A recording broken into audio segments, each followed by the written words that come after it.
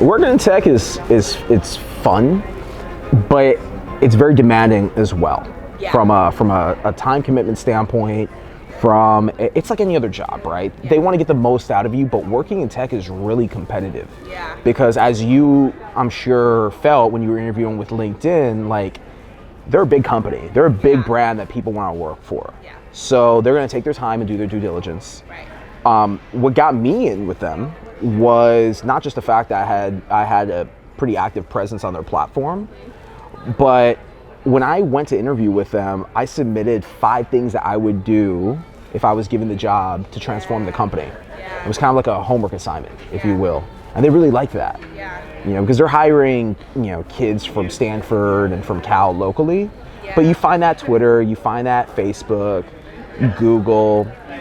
But what I will say to you is like definitely don't lose that passion if you want to get into tech of going to San Francisco. Like that changed my life.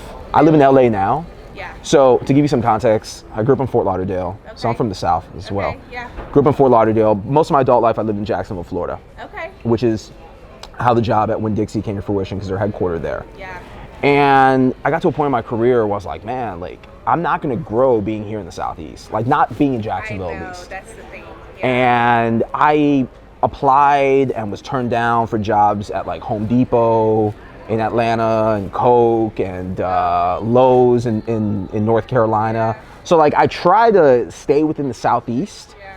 And I did a 1-year stint in the Midwest at Save-A-Lot running digital marketing. And I was like, man, like I don't like the Midwest, it's too cold. Yeah. Runs at a little bit different of a pace. Yeah. And I knew ultimately if I wanted to grow my career, and it's not even about money, because here's what I'll say to you, is that on paper you'll make more money being on the West Coast, but you will actually probably make less than what you make sitting in Alabama right now. Because the cost of living is ridiculous. Like I had no problem being transparent. I made very good money at the 2 corporations I work for out there, but I was like cash strapped. Oh, yeah. When you're paying almost $4,000 a month in rent, That's right? crazy. That alone, think about your expenses you don't even now. have a house. Right. And you don't own a house, you're renting a house. Yeah, that's crazy.